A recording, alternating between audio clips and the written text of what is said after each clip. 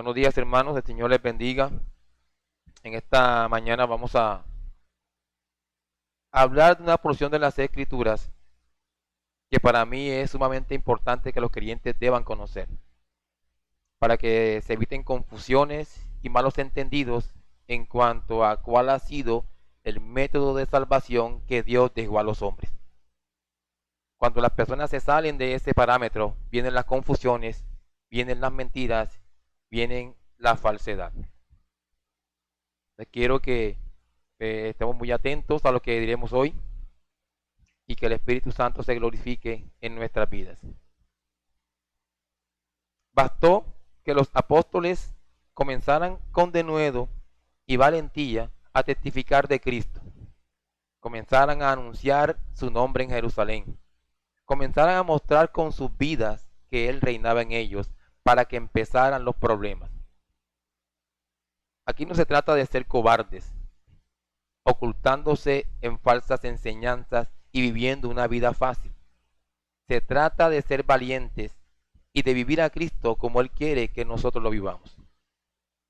Veamos aquí que primero, en el nombre del Señor Jesucristo, por su poder, un cojo de nacimiento delante de muchos testigos comenzó a caminar. Luego anunciaron la resurrección del Señor, predicaron el Evangelio. Después, en este orden de ideas, hubo un gran avivamiento en Jerusalén, como nunca más veremos, ni hemos visto. Más de 10,000 personas se convirtieron al Señor por la predicación de Pedro. Oyeron el Evangelio, gracias hermano. Oyeron y creyeron al Evangelio.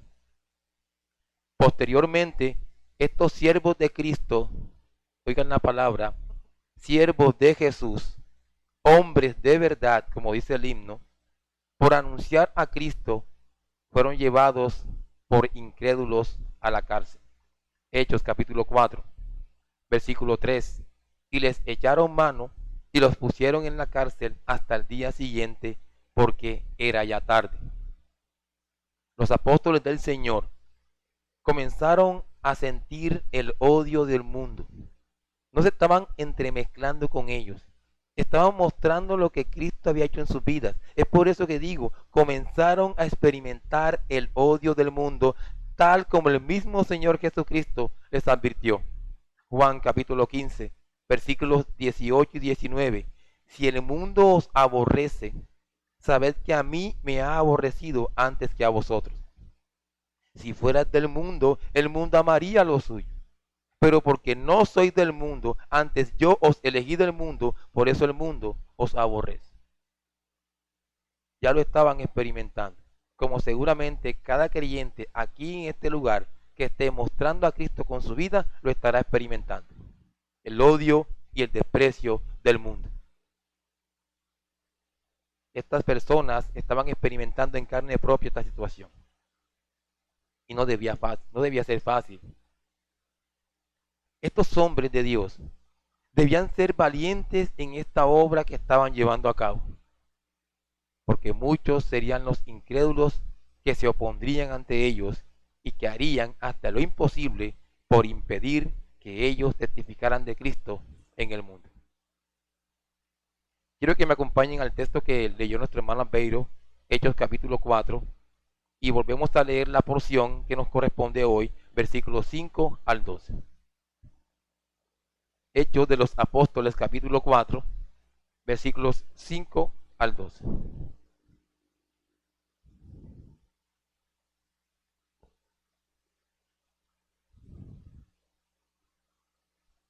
Síganme ahí en sus Biblias, hermanos, dice así la palabra de Dios. Hechos capítulo 5, capítulo 4, perdón, leo a partir del versículo 5. Aconteció al día siguiente que se reunieron en Jerusalén los gobernantes, los ancianos y los escribas, y el sumo sacerdote Anás, y Caifás, y Juan, y Alejandro, y todos los que eran de la familia de los sumos sacerdotes. Y poniéndoles en medio, les preguntaron, ¿con qué potestad o en qué nombre habéis hecho vosotros esto? Entonces Pedro, lleno del Espíritu Santo, les dijo, gobernantes del pueblo y ancianos de Israel, puesto que hoy se nos interroga acerca del beneficio hecho a un hombre enfermo, de qué manera éste haya sido sanado, sea notorio a todos vosotros y a todo el pueblo de Israel, que en el nombre de Jesucristo de Nazaret, a quien vosotros crucificasteis y a quien Dios resucitó de los muertos, por él este hombre está en vuestra presencia sano. Este Jesús es la piedra reprobada por vosotros los edificadores, la cual ha venido a ser cabeza del ángulo. Versículo 12. Y en ningún otro hay salvación, porque no hay otro nombre bajo el cielo dado a los hombres en quien podamos ser salvos. El título para esta enseñanza que le he puesto hoy es El Gran Salvador Jesús. El Gran Salvador Jesús. Y vamos a ver dos cosas: los que rechazan al Gran Salvador Jesús y los que anuncian al Gran Salvador Jesús. Veamos entonces, en primer lugar, los que rechazan al Gran Salvador Jesús. Y eso lo encontramos entre los versículos 5 al 7. Versículos 5 y 6. Aconteció al día siguiente que se reunieron en Jerusalén los gobernantes, los ancianos y los escribas, y el sumo sacerdote Anás, y Caifás, y Juan, y Alejandro, y todos los que eran de la familia de los sumos sacerdotes. Esta expresión inicial que aparece en el texto, aconteció al día siguiente, nos está indicando que los ataques de estos hombres malvados que apresaron a los apóstoles, Juan y Pedro, no terminarían. No les bastó con ponerlos presos, sino que los van a acosar, los van a continuar atacando, como es la dinámica para un verdadero cristiano hoy. El mundo no se va a cansar de atacarlo. Y la manera como lo hacen es mencionada en el versículo 25 de este mismo capítulo 4 de Hechos, el cual es tomado del Salmo 2. Y recordemos que estamos hablando de personas que conocen las Escrituras, que conocen las Escrituras. El hecho de que conozcas las Escrituras no te garantiza que seas un siervo fiel de Cristo. Miren lo que pasa aquí en el Salmo 2, versículos 1 y 2. ¿Por qué se amotinan las gentes y los pueblos piensan cosas vanas? Se levantarán los reyes de la tierra y los príncipes consultarán unidos contra Jehová y contra su ungido. ¿Qué vemos aquí? Vemos lo que hacen todos los incrédulos en general, los cuales, movidos por un entendimiento entenebrecido, aun conociendo la Biblia, se levantan unánimes, ordenados, bien organizados en contra de la ley de Cristo, en contra de Cristo. Lo desobedecen, lo menosprecian e incluso se alzan con violencia en contra de aquellos que se identifican con Cristo, como es el caso que vemos en estos momentos, donde una jauría de malvados, perros rabiosos, diligentes, hipócritas religiosos, que se jactan de tener el nombre de Dios en su boca y que no conocen a Cristo, se encuentran oponiéndose en estos momentos a estos creyentes, los están oprimiendo. ¿Y quiénes eran estos hombres de maldad que se levantan, dice el texto? ¿Cuáles eran ellos?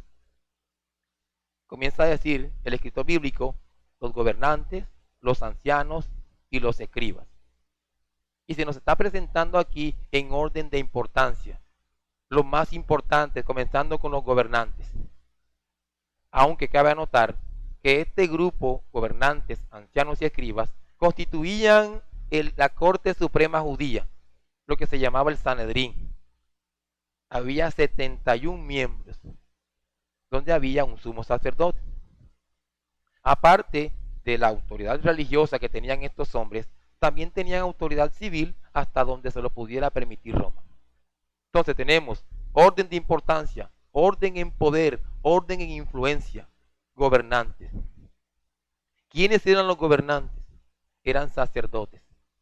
Y si nos pusiéramos a hablar aquí del sacerdocio, tanto del Antiguo Testamento, había una particularidad, unas virtudes que estos hombres debían tener, y no lo voy a hablar en estos momentos, pero obviamente debían ser hombres santos, piadosos, justos, rectos, amadores de lo correcto, amadores del derecho, aborrecedores de la maldad.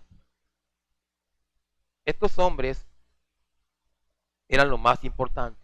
Personas adineradas, con mucha influencia. Personas que eh, estaban más interesados en la política que en la religión. Y que además, estas personas, por ser la mayoría de ellos saduceos, negaban aspectos importantes de la fe cristiana, como la resurrección y la inmortalidad del alma. Pero estaban allí y eran sacerdotes y conocían las escrituras y tenían un cargo allí en el pueblo. Y negaban la resurrección. No todos, pero la gran mayoría sí lo hacían. El segundo grupo estaba conformado por los ancianos. Estos no eran ninguno religiosos. Eran hombres respetados de la comunidad y podían aportar una buena contribución en cuanto a los asuntos públicos cuando así se requería. Tengan en cuenta que eran personas importantes. Y en tercer lugar estaban los escribas, también llamados los doctores de la ley. Estos sí que conocían la palabra también. Eran expertos en la ley. Estas personas debían conocer el propósito de la ley, como cada creyente aquí debe conocer el propósito de la ley. Y entonces empezaremos a desechar cosas vanas como salvación por obras. Estos hombres expertos en la ley, en su mayoría eran fariseos. Y se nos sigue mencionando en el versículo 6, el sumo sacerdote Anás y Caifás. Es importante tener presente esto porque en este contexto presente el sumo sacerdote era Caifás. Anás era el antiguo sumo sacerdote que había sido depuesto del cargo por los romanos. Sin embargo, era, como vemos aquí, el que tenía el poder, el que desde lo oculto mandaba y dirigía todo.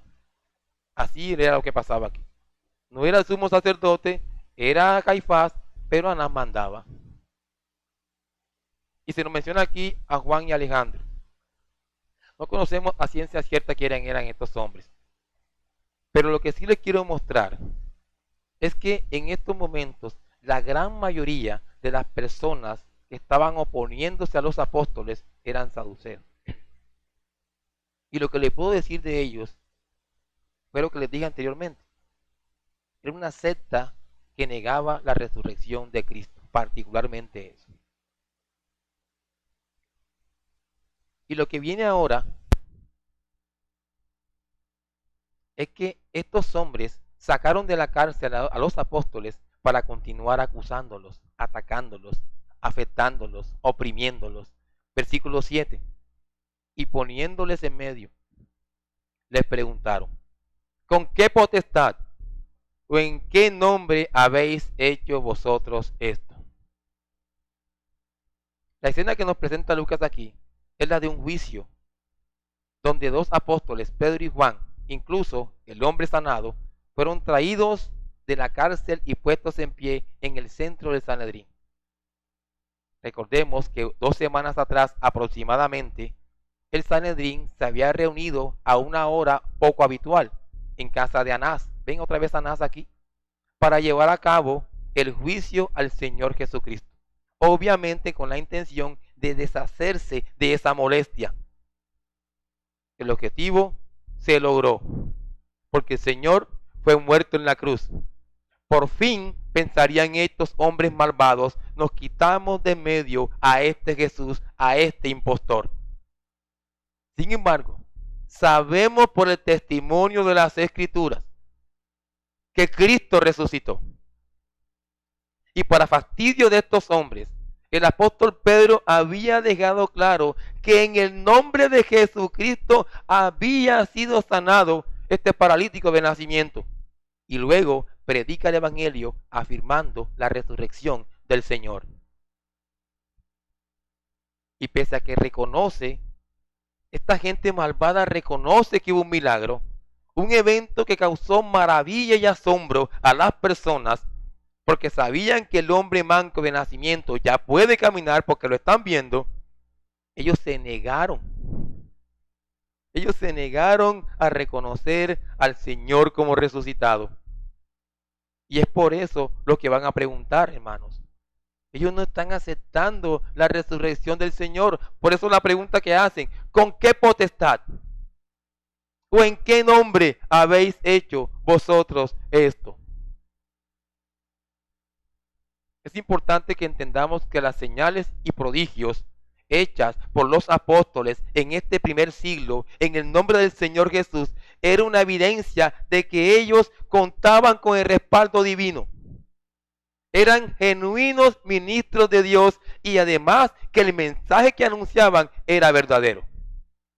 Ahí está el propósito de los milagros en ese tiempo particular. Pero aquí en estos momentos hay unos opositores del Evangelio que rechazan a Cristo, que niegan a Cristo, que no creen en Cristo, los cuales se escudan en su incredulidad, los cuales escudan su mentira, su falacia preguntando.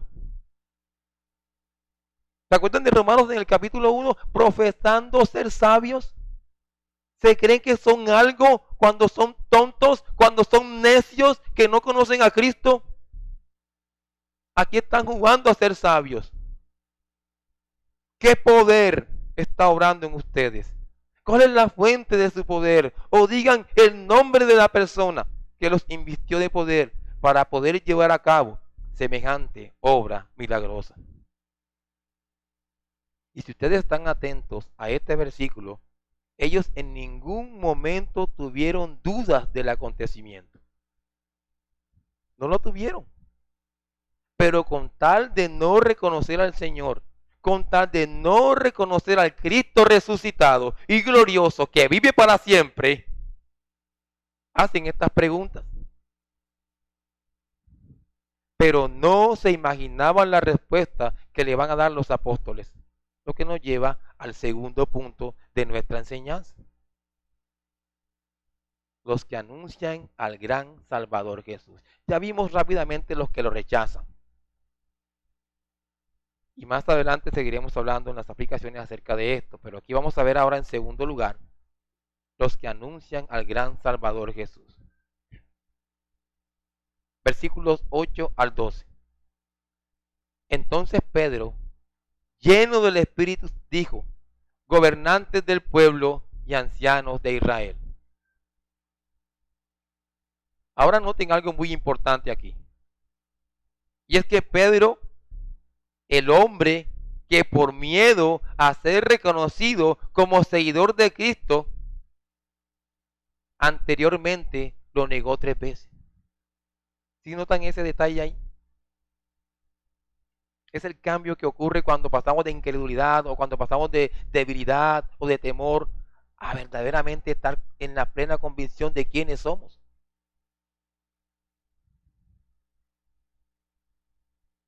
Ese hombre cobarde ahora es el mismo que está siendo revestido de poder de lo alto y que ahora con valentía, con mucho denuedo y sin temor a los hombres, en el qué dirán los hombres o si quieren atacarme a los hombres o no, va a anunciar abiertamente a Cristo.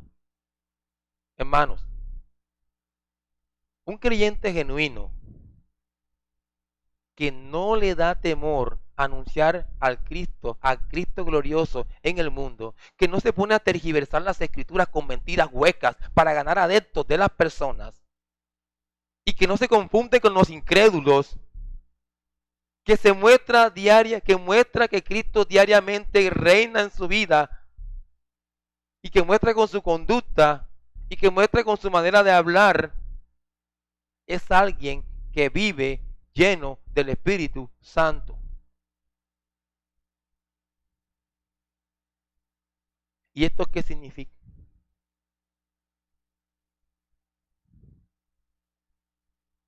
Hermanos, el Espíritu Santo mora en todos los creyentes genuinos. Eso es verdad. Pero no todos los cristianos son llenos del Espíritu Santo.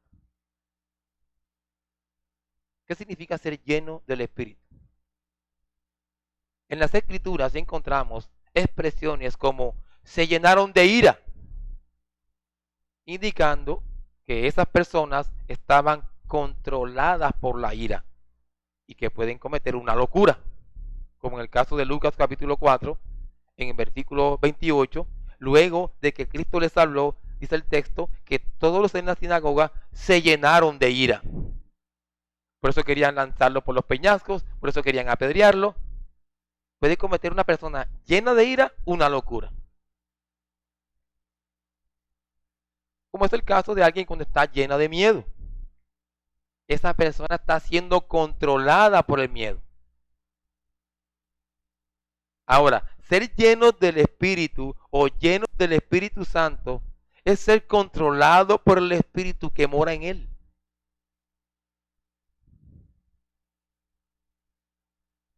Y todas sus decisiones, todas sus actitudes, todas sus disposiciones son guiadas por el Espíritu Santo. Por eso es que un creyente, como lo hemos dicho en otras ocasiones, le dice a Dios, Dios, que se haga tu voluntad. Eso es la llenura del Espíritu. Andan constantemente guiados por el Espíritu. La palabra, el Espíritu es su guía, su luz. Y obviamente así podemos ver a alguien que resplandece en medio de este mundo malo. Es una persona en la que todo en él como persona, todo su corazón, toda su mente, toda su voluntad es controlada y dirigida por el Espíritu Santo. Eso es lo que pasa con Pedro aquí. Ante el peligro de morir, él no se acobarda. Él no se avergüenza del Señor. Y dispuesto a dar la respuesta a las preguntas hechas, él comienza dirigiéndose particularmente a dos de los grupos que se encontraban allí. Seguramente porque estos eran los que se ponían a preguntar.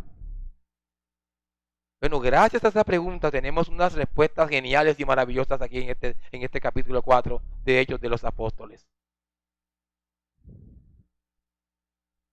Y yo me imagino cuando Pedro se disponía a responder, la expectativa de estos hombres. Somos poderosos, somos alguien, tenemos aquí cierta potestad. Vamos a ver qué va a responder este hombre. Que vea bien qué va a responder. Y empieza el apóstol a hablar. Versículo 9.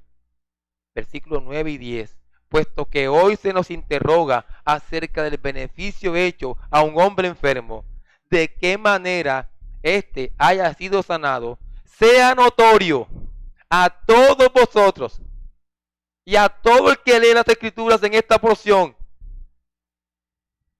y a todo el pueblo de Israel, que en el nombre de Jesucristo de Nazaret, a quien vosotros crucificasteis y a quien Dios resucitó de los muertos, por él este hombre está en vuestra presencia sano.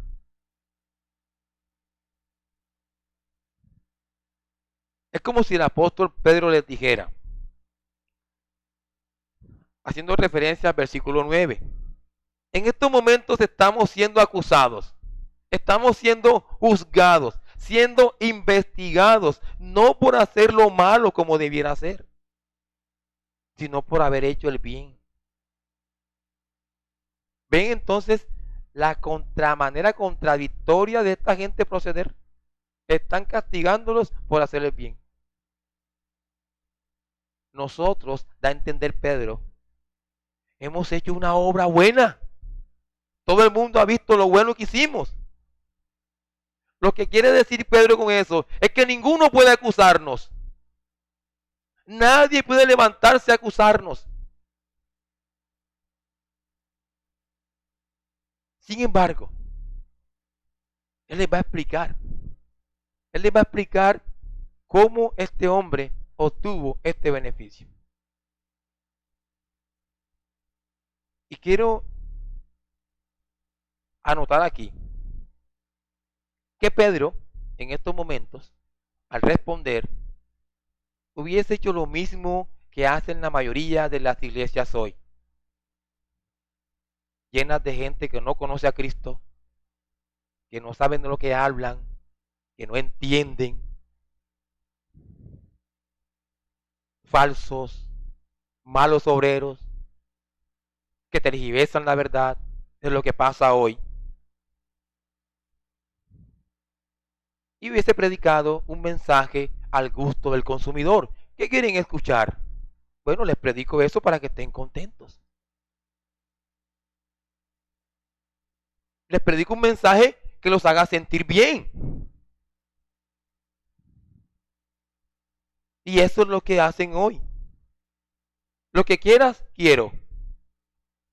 Por eso dice, la palabra dice que muchos, en Timoteo, muchos buscarán, pero para escuchar lo que ellos quieren. Rechazan la palabra, niegan la palabra y buscan lo que ellos quieren. Y va a encontrar a montones de mentirosos allá afuera que tergiversan las escrituras. Pedro hubiese hecho esto aquí y me evito un problema con esta gente, ¿cierto? Aquí nadie se incomoda y todos felices. No, hermanos. Pedro no hace eso. Pedro no hace eso. Las escrituras no muestran nunca que los cristianos hagan eso.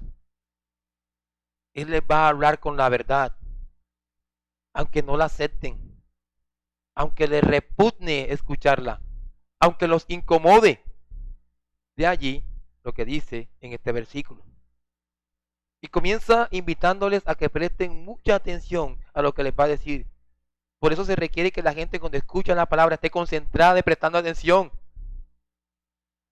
Eso es lo que él le dice a ellos. Por eso les va a decir, sea notorio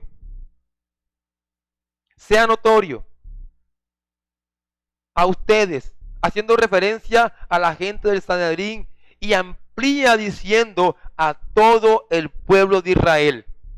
Este mensaje no solo lo necesitan las autoridades judías, no solo lo necesitan los falsos profesantes, sino todo Israel. Y como respuesta a la pregunta que antes le habían hecho las autoridades judías, Pedro dice que fue en el nombre de Jesucristo de Nazaret a quien vosotros crucificasteis.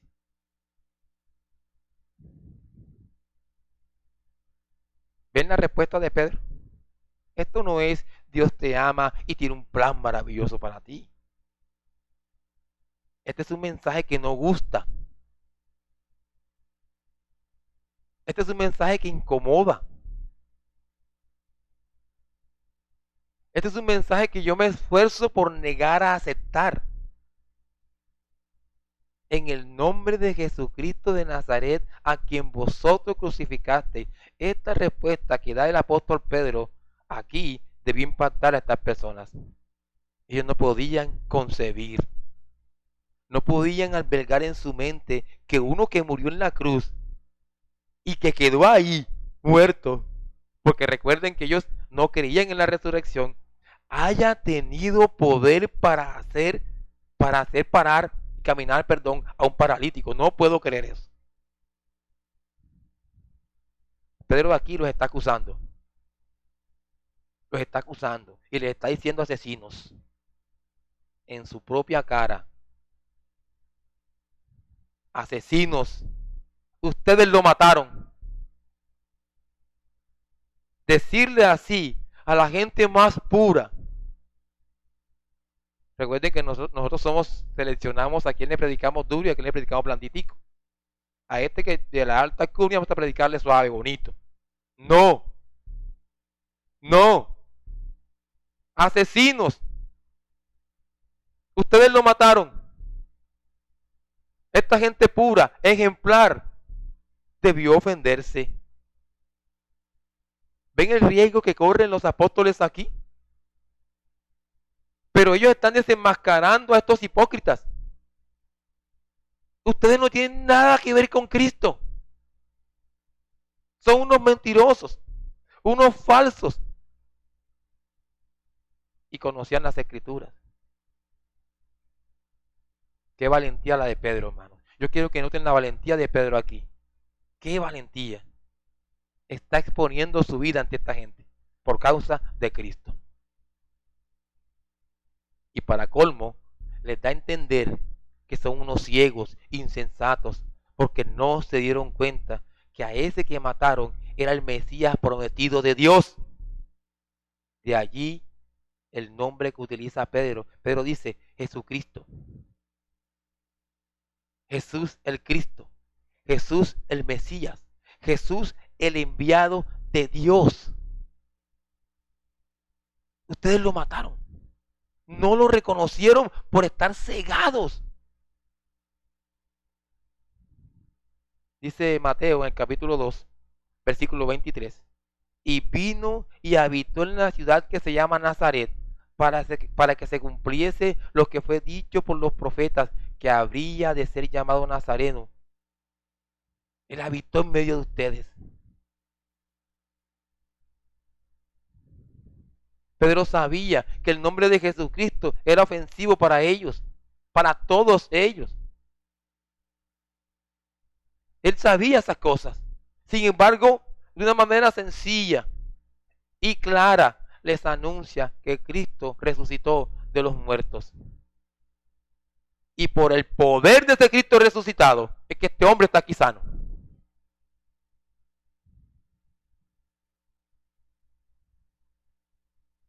¿Sí lo ven, hermanos?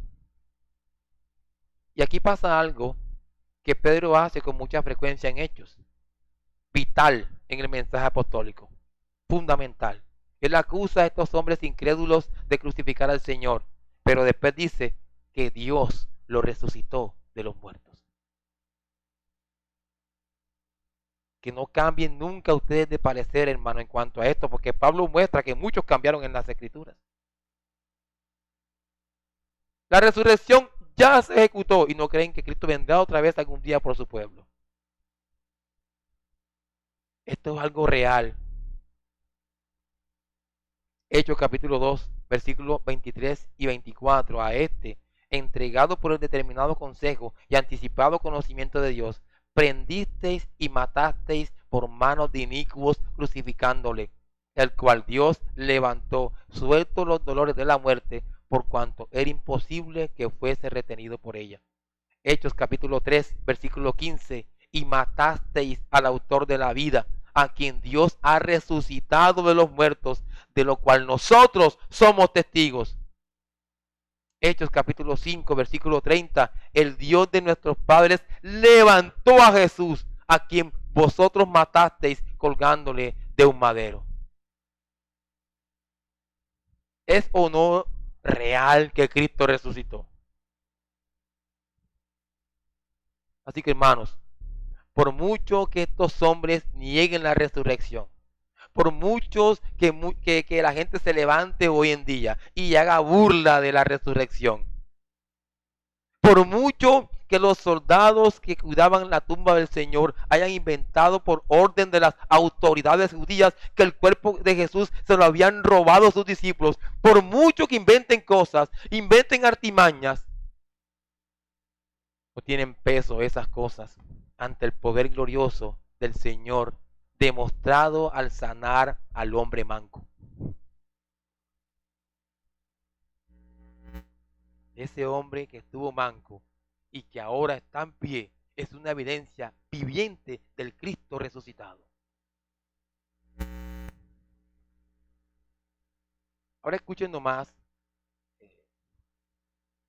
al apóstol Pedro continuando con la acusación contra estos líderes judíos. A mí me encantan estos dos versículos en particular. Versículo 11. Este Jesús es la piedra reprobada por vosotros los edificadores, la cual ha venido a ser cabeza del ángulo.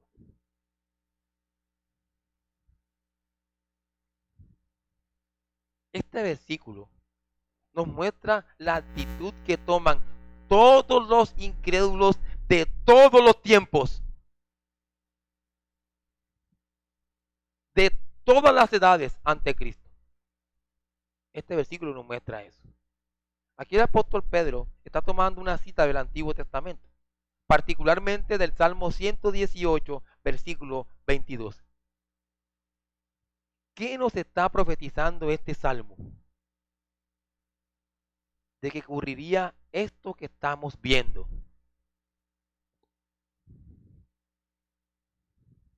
Que los hombres rechazarían a Cristo.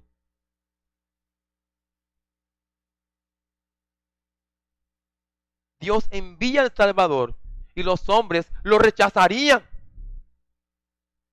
El único que iba a ser la solución para el problema del pecado del hombre. Los judíos lo rechazaron y el mundo incrédulo lo rechaza.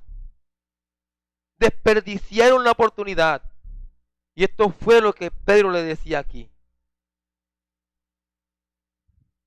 Ahí lo tenían delante de ustedes. Como cuando le predicamos el evangelio al incrédulo y lo rechaza a Cristo. Está desperdiciando la oportunidad de alcanzar la salvación.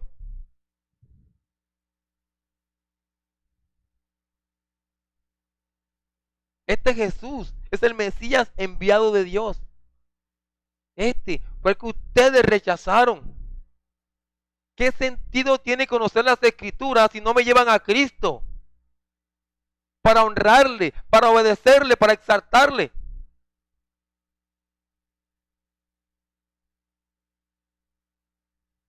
Ustedes lo menospreciaron. Ustedes como los edificadores que debían enseñarle a estas personas el camino de la verdad. No vieron a Cristo como necesario.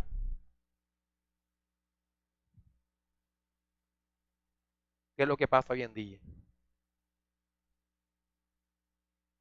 No lo vieron como el elemento útil en la construcción. Lo botaron.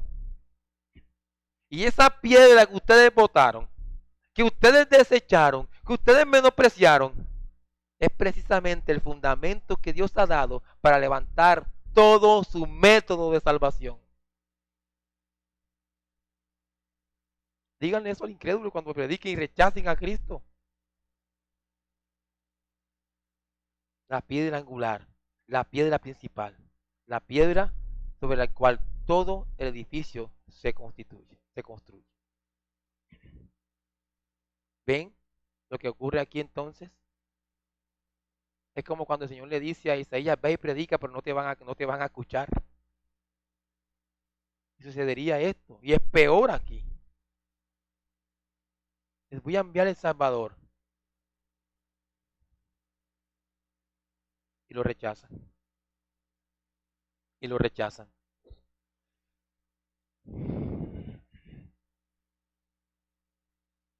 Y la intención de Pedro con las palabras de este versículo es también recordarles a los escribas y sacerdotes las mismas palabras que el Señor les había dicho. Mateo capítulo 21.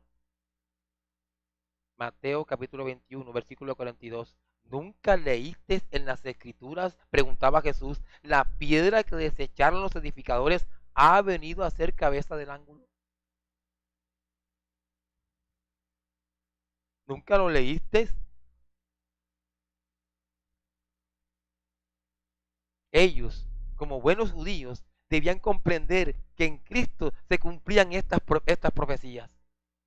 Pero no se habían dado cuenta, lo habían rechazado, repito, hermanos.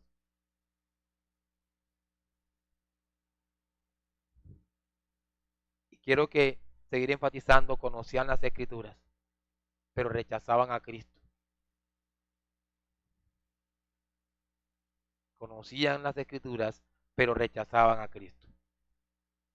Entonces, qué difícil es esto. Nadie tiene la salvación por leer la Biblia.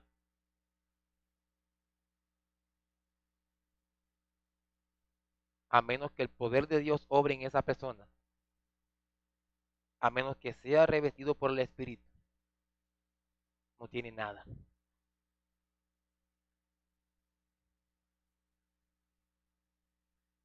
Cristo es la solución. Cristo es la única solución al problema del pecado del hombre. La única. Por eso, las palabras que continúan en el versículo 12, simplemente hermosas. Simplemente hermosas. Y en ningún otro hay salvación. Porque no hay otro nombre bajo el cielo dado a los hombres en quien podamos ser salvos.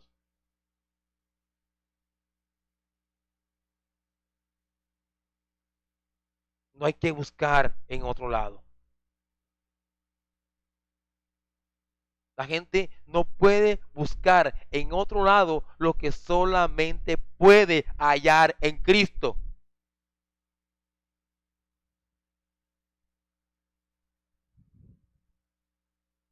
El hombre, a causa de sus pecados, está enemistado con Dios, separado de Él, lo que lo lleva a estar viviendo en una vida de calamidad, de peligro, de amenaza.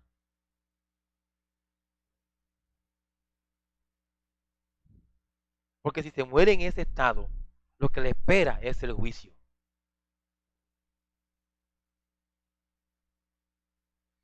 El castigo eterno.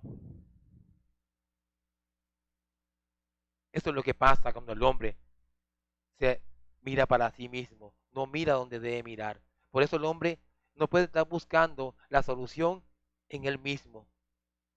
No puede mirarse a sí mismo para encontrar la solución a su problema del pecado. No puede mirar ni a María.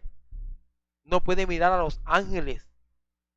No puede mirar a Mahoma. Esos no son los caminos. Son caminos falsos que la gente se ha inventado y muchos más.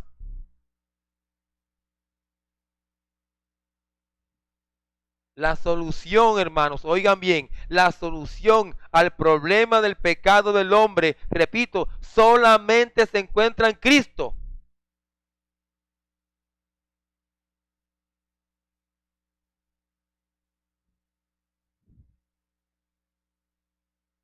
En estos momentos el apóstol Pedro está proclamando la salvación a este pueblo que buscaba la salvación. Y se está dirigiendo particularmente a los hombres letrados en las escrituras que pertenecían al Sanedrín, que les enseñaban al pueblo el camino de la salvación por un método equivocado. No solamente salvación por obras es un camino equivocado, sino todas las mentiras que la gente inventa hoy para mostrarle el camino de salvación a la gente. Es un camino que dice cielo, pero que los conduce al infierno.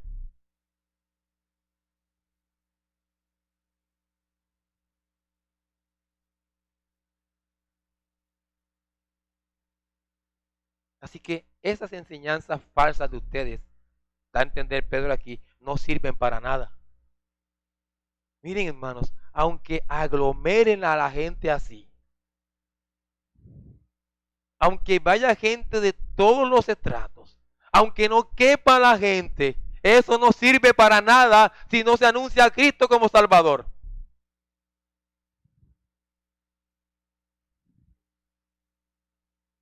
Para nada, hermanos. Así que eso no sirve. Fuera de Cristo no hay salvación. No la hay. La única manera para que el hombre se pueda reconciliar con Dios es solamente a través de Cristo. Y Cristo no es un, un buen hombre, un profeta, como dicen por ahí algunas sectas, que tuvo un comienzo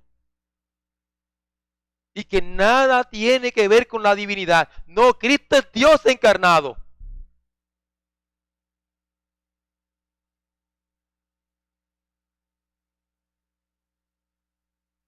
Dios encarnado.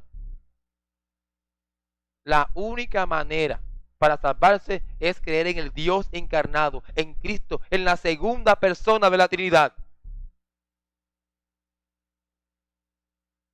Cualquier cosa diferente, un mensaje así, simplemente es mentira. Cualquier método opuesto para salvarse, simplemente es mentira. Y no lo digo yo, lo dice Dios.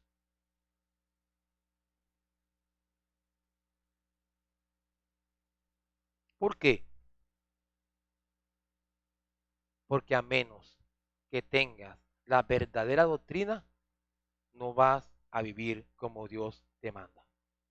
Si conoces la verdadera doctrina, como dice Hebreos, Si conoces el mensaje verdadero, es seguro que vivirás el mensaje verdadero y la vida la vivirás como Dios te manda. Una falsa doctrina no te lleva a ningún lado. Por mucho que digas Cristo, Cristo, Dios, Dios, no te lleva a ningún lado. Tropiezo, tinieblas y oscuridad es lo que te espera. Solo Cristo salva. Pero no como un humano que tuvo un comienzo, sino como el Dios encarnado, el mismo ayer, hoy y por los siglos, el eterno.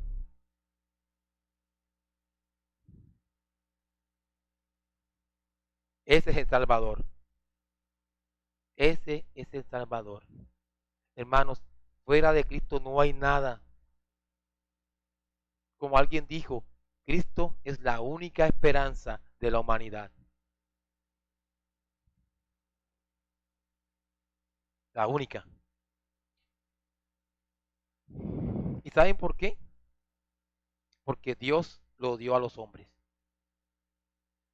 Cristo fue dado a los hombres por Dios mismo, para mostrar que la salvación tiene su origen solamente en Él y no en los hombres ni en ninguna otra cosa. Yo soy el camino y la verdad y la vida. Nadie viene al Padre si no es por mí. Juan 14:6. Dice Hechos capítulo 10, versículo 43. De este dan testimonio todos los profetas, que todos los que en él creyeren recibirán perdón de pecados por su nombre. ¿Y cuál es el peor problema del hombre? Su pobreza, que no tiene trabajo, sus problemas en el hogar. Las escrituras nos dicen que el peor problema del hombre se llama pecado. Póngale Jesús, ese es su nombre. ¿Y por qué? Porque Él salvará de los pecados. Cristo vino a morir por el perdón de los pecados.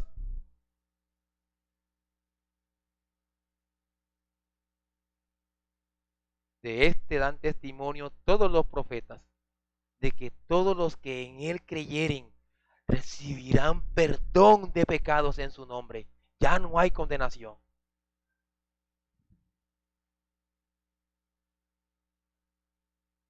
Y cuando Pedro dice que Cristo es el único nombre en quien podamos ser salvos, él está indicando que la salvación no es opcional. No es opcional. Es necesaria. Es vital. Por eso la urgente necesidad de creer en Él para la redención, para el rescate de nuestras almas. Y no se trata de decir que soy creyente y voy todos los domingos a la iglesia. No, es una vida que transforma a ese Cristo. Es una vida que tiene a ese Cristo como Señor.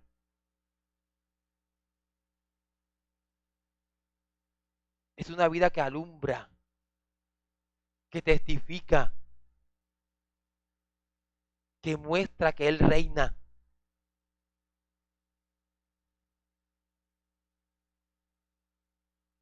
Recuerden el cartelero de Filipos. ¿Qué debo hacer para ser salvo? Bueno, siéntate ahí. ¿Tienes tiempo para que te conteste? Bla, bla, bla, bla, bla. Empiezan hoy así. Miren la sencillez de respuesta que da el apóstol aquí. Cree en el Señor Jesucristo y serás salvo. ¿Qué más? ¿Para dónde quieren llevar a las personas los mentirosos de hoy? Cree en Cristo y serás salvo. ¿Ven la sencillez de respuesta, hermanos? Y finalmente, la verdad de solo Cristo no es algo que se le ocurrió a Martín Lutero. Eso no lo inventó Calvino. Eso no lo inventaron los reformadores, hermanos. Ahora vamos a ver aquí de quién fue la idea de solo Cristo. No sé si de pronto aparece Timoteo, aparece Pablo, o Jeremías, o Isaías. Segunda Timoteo capítulo 1, versículo 9. Le dice el Señor a alguien que está temeroso, que tiene como dudas en su vida de fe. Y dice, quien nos salvó y llamó con llamamiento santo, no conforme a nuestras obras, sino según el propósito suyo y la gracia que nos fue dada en Cristo Jesús antes de los tiempos de los siglos. ¿De quién es el plan? El plan es de Dios. Solo Cristo es idea de Dios.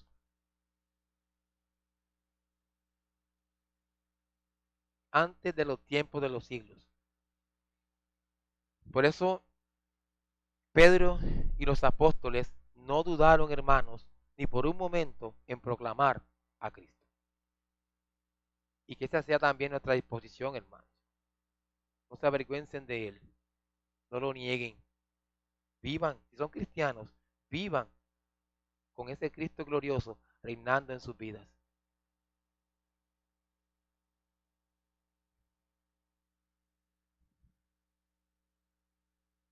Cuando vamos a las Escrituras, encontramos una información que de acuerdo a cómo se fue asimilada, se salvaron almas o no. Encontramos situaciones en donde las personas se encuentran siguiendo falsas enseñanzas, que es lo que hoy está así en el mundo. Es decir, estaban siguiendo en estas situaciones un camino muy distinto al trazado por Dios, y la salvación para ellos estaba muy lejana, como la está hoy para aquellos que escuchan a los falsos predicadores. Otra información dada de primera mano por las Escrituras es la referente a aquellas personas que por un momento, hermanos, y por un momento pueden ser años, meses, no sé, que por un momento, lo dice la Biblia, que por un momento degustaron, degustaron la fe, por decirlo así. Parecían como que andaban por el camino que llevaba a la salvación. Parecía. ¿Se acuerdan de Señor, Señor, en tu nombre? Yo le decía a los hermanos la otra vez que eso nos muestra una situación en la que nadie se dio cuenta de ellos mientras estuvieron en la tierra. Fue Dios quien los conocía y al final Dios les dice, tú no eres creyente, apártate de aquí.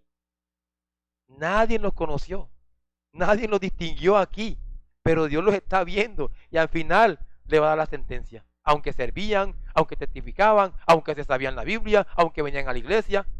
Quiero mostrar, eso es lo que quiero mostrar aquí. Parecía, bueno, en este caso particular lo muestran aquí mismo, que parecían, pero al final nunca alcanzaron el camino y nunca fueron salvos. Nunca fueron salvos, que no eran verdaderos creyentes. Eso nos muestran las Escrituras. No lo son. Y no vamos a pelear con eso. No vamos a pelear con eso. Si quieren seguir su camino, que lo sigan. Hay personas que conocieron, pero nunca fueron. Y el Señor Jesucristo nos va a dar la razón allá arriba al final, cuando les diga, apartados de mí, nunca los conocí. Eso pasa aquí. Otro, otra escena que nos muestran las Escrituras es que hay personas que verdaderamente creyeron en Dios. Sí hay, hermanos. Sí hay verdaderos creyentes. Sí hay personas que en medio de una multitud incrédula y perversa no van a doblar sus rodillas ante Baal. Sí las hay. Y aunque sean poquitas, sí las hay. Porque Dios no se equivoca. Dios no se equivoca. Si Dios dice que tiene un pueblo hay. Sí las hay, hermanos. Hay personas que, nos dice la Biblia, que se apropiaron del mensaje salvador. Sí las hay. Y que siguieron con valentía en medio de duras batallas el camino de Dios. Y al final alcanzaron la salvación porque eran de Dios. Conoce el Señor a los que son suyos, dice en Timoteo. Él los conoce. Apártese de iniquidad todo aquel que invoca el nombre de Dios. Sí los conoce el Señor. Y para mí es suficiente que Él me conozca. Sí lo conoce. Hermanos, nosotros, ¿qué decimos de nosotros en estos momentos?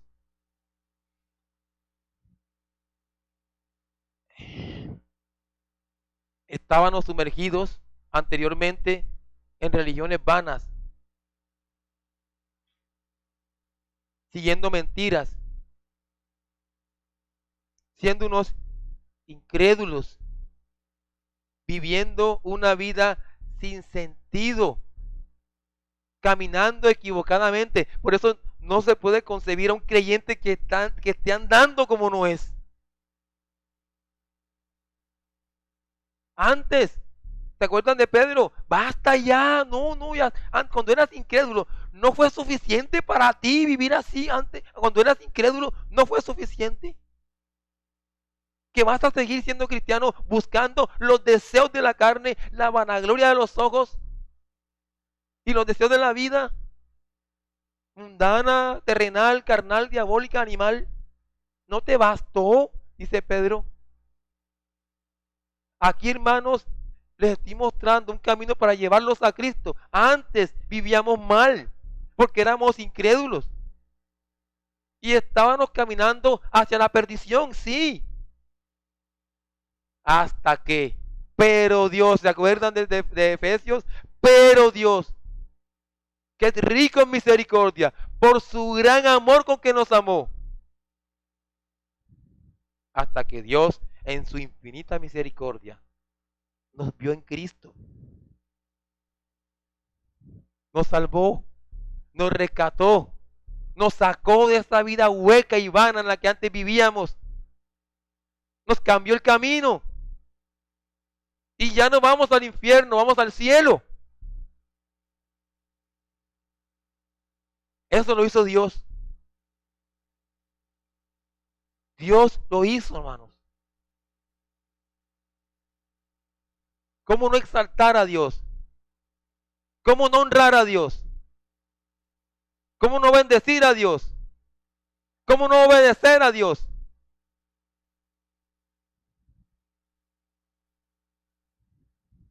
¿Cómo no, hermanos?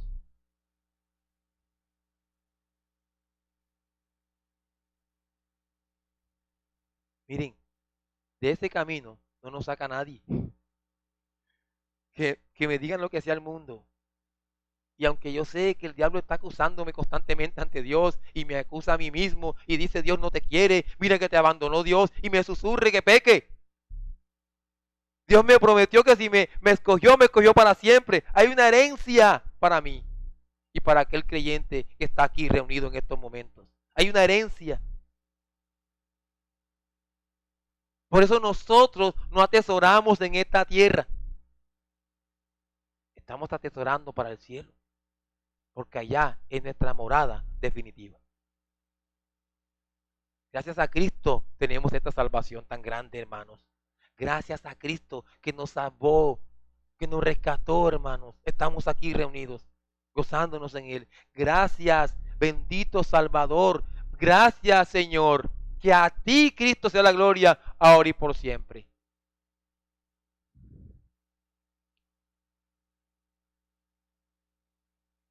Y quiero terminar con unas breves aplicaciones.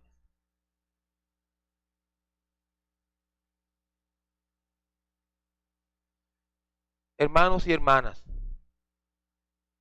yo quiero en estos momentos reiterarles algo que, lo cual muchas veces le han hablado. En este caso yo diría como el apóstol Pedro, Pablo, a mí no me molesto es decirles las mismas cosas, porque lo necesitamos todos. No tengo pena en decirlo. No me causa molestia ni incomodidad decirlo. Y es el hecho de que nosotros sabemos claramente, gracias a Dios, que no somos salvos por nuestras obras. Por ningún esfuerzo nuestro ganamos el favor de Dios, por ninguno. ¿Qué sabemos nosotros? Que somos salvos solo por la fe en Cristo. Solo Cristo, ¿se acuerdan? Solo Cristo. Sin embargo, Esto no omite el hecho de que seamos hacedores de obras. ¿Se acuerdan de Efesios 2? Somos hechura suya, creados en Cristo Jesús para buenas obras, las cuales Dios preparó de antemano para que anduviésemos en ellas. Tú creyente debes estar andando haciendo buenas obras. Hermanos, la obra de Cristo en la cruz por el perdón de tus pecados no fue en vano. No fue en vano. Él vino a morir por ti para que fueras santo, para que fueras de Él, para que muestres a Cristo en tu vida, para que le honres, para que des testimonio de Él. Cristiano que estás aquí, tú estás llamado todos los días a vivir en la llenura del Espíritu. Todos los días. En la llenura de la palabra. Todos los días, hermano. Porque se te dio algo grande, precioso, glorioso, de valor eterno como es la salvación en Cristo. Y eso no lo puedes pisotear.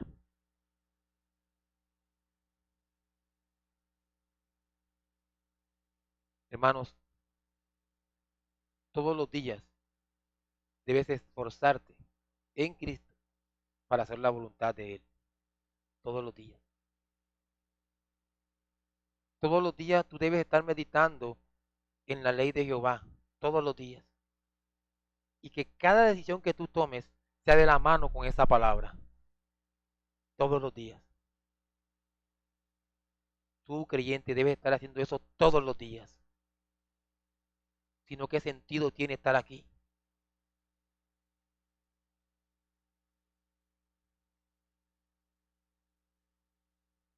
Hermano y hermana, como creyente no puedes confundirte con la gente del mundo.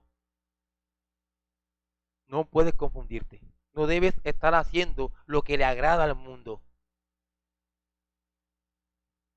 No puedes estar haciendo las mismas obras que promueve el sistema de pensamiento de este mundo. No lo puedes estar haciendo.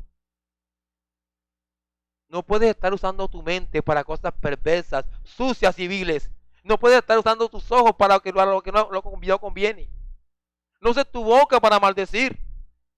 No prestes tu oído para lo que no es correcto.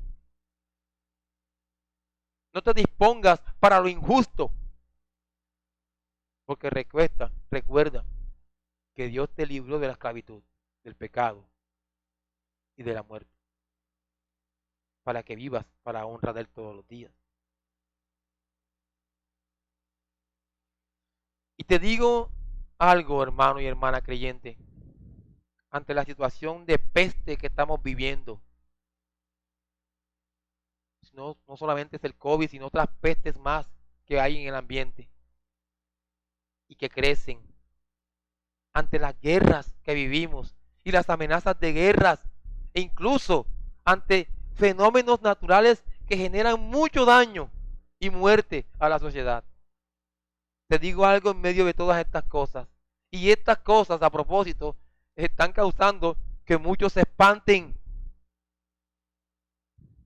y pierdan las fuerzas por el terror que esto les causa.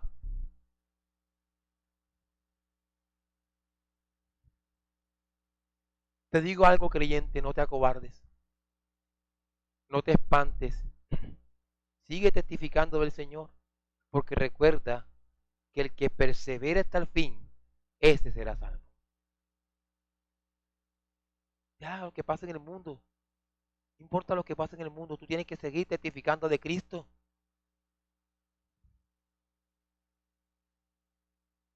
Oh, amado Dios, como dice Él, conoce a los suyos. ¿Qué palabra esa? Conoce el Señor a los suyos. Wow. Segundo lugar, otra cosa importante que debe tener presente el creyente, y que esto no se nos olvide tampoco, hermanos, es el hecho que Dios decretó, bueno, digámoslo así, Dios soberanamente ha decretado salvar a muchos por la predicación del Evangelio, ¿cierto? Eso es lo que se llama la iniciativa divina. Algunos dicen así, pues. Repito, Dios soberanamente ha decretado salvar a muchos por la predicación del Evangelio. Y la labor de predicar el Evangelio no es de los arcángeles, no es de los querubines, no es de los ángeles, es tuya, creyente. Es tuya, de nadie más. Dios te la encomendó a ti. ¿Y qué estás haciendo tú ante ese llamado divino?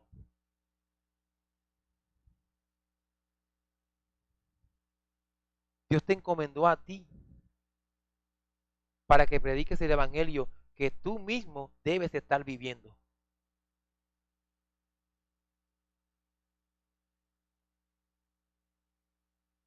Yo por eso siempre le digo a mi esposa cuando hacemos el devocional, a menos que Dios en esto que acabamos de hablar obre en nuestros corazones, estos son puras palabrerías. Tiene que cambiarnos el espíritu, porque muchos escuchamos y seguimos siendo los mismos.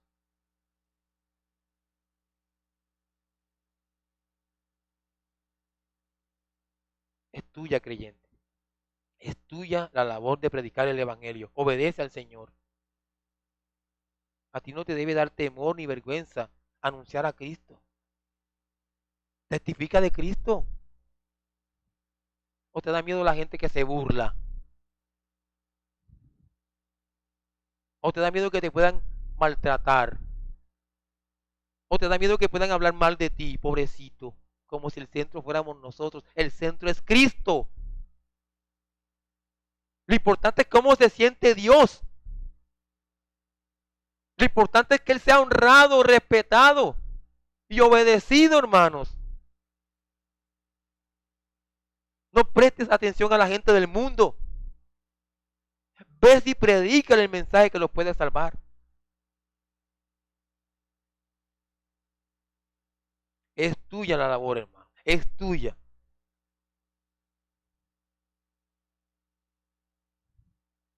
Quien esté en estos momentos acomodado y tranquilo, haciendo nada en el reino, por favor, reacciona. Levántate no a predicar mentiras, sino a predicar la verdad del Evangelio. Por eso me aterra cuando Pablo dice que se levantarán falsos y vendrán a afectar a la iglesia. Eso da miedo. Y ya ha pasado. Los mentirosos vienen a seducir a los que están incautos y los desvían de la verdad a vanas palabrerías. No, hermanos, prediquen la verdad. Yo le digo a los hermanos que estudiamos en la tarde, les digo los domingos, les digo, entre más te afiances en la verdad, no tienes que conocer lo que dicen ciertas doctrinas falsas. Tú te aferras en la verdad y cuando venga la mentira, tú la rechazas enseguida. Así es.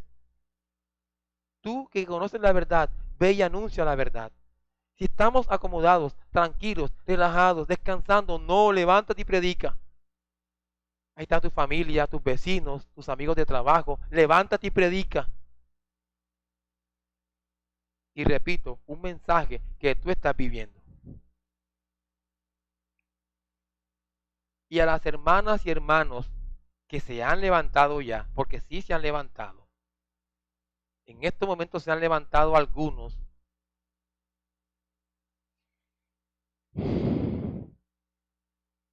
y que están predicando con de nuevo el Evangelio y que están buscando rescatar personas para el Señor.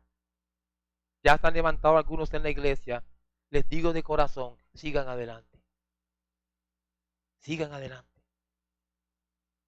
Sigan. Ánimo, hermanos, que Cristo está con ustedes.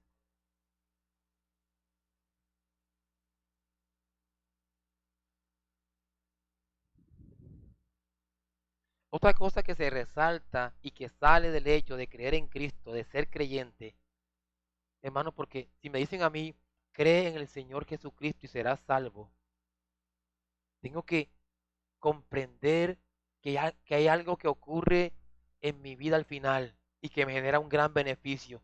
Seré salvo de la ira venidera, pero alcanzaré redención eterna. Es lo que les quiero mostrar aquí, hermanos. Cuando tú crees en Cristo tienes esperanza. Tienes esperanza. Hay para ti una herencia incorruptible, incontaminada e inmarcesible, reservada en los cielos para ti. ¿No te alegra eso? ¿No te alegra eso? ¿Qué cosa crees tú que te brinda el mundo que es mejor que eso? ¿Qué cosa crees tú que te ofrece el pecado que es mejor que eso? ¿Qué cosa? ¿Qué cosa crees tú que te ofrece la gente malvada del mundo que sea mejor que eso? ¿Qué cosa, hermano? No lo hay.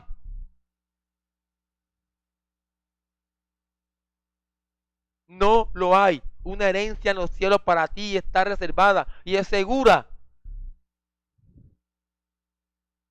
Nadie te la va a quitar, hermano.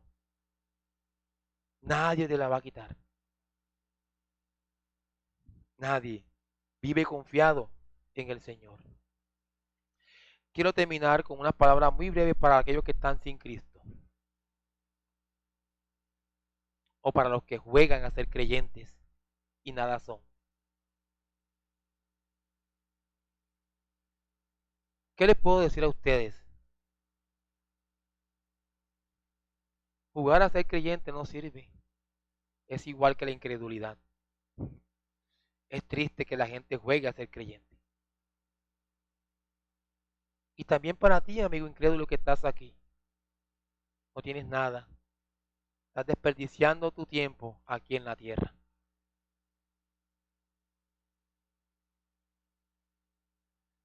Y puedes hacer buenas obras, por decirlo así, hacerle bien a las personas, darle buenas dádivas a tus hijos, ayudar al necesitado, lo puedes hacer. Ser un buen vecino, que Dios no omite eso en las escrituras. Que hagamos cosas que la gente vean bien y que le generen beneficio a las personas. Por eso que haces, no te voy a criticar. Te voy a criticar y te voy a exhortar por lo que no puedes hacer. Tú no puedes honrar a Dios. Tú no puedes honrar a Cristo. Tú no puedes glorificarle a Él. ¿Sabes por qué? Porque estás muerto en delitos y pecados y vas camino al infierno. Te acabo de presentar la solución aquí. La solución al problema, máximo problema del hombre, que se llama pecado, es Cristo.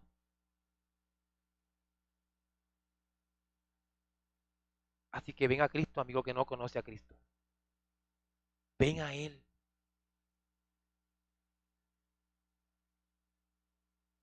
Humíllate delante del Señor. Quitémonos aquellos, el collar que dice aquí, cristiano, porque eso no sirve que me vean. No. Honra a Cristo con tu vida. Niégate a ti mismo. Y le repito, busquen lo que solamente van a encontrar en Él. No te pongas a hacer nada, a esforzarte. No cree en Cristo. Búscalo y alcanza salvación eterna.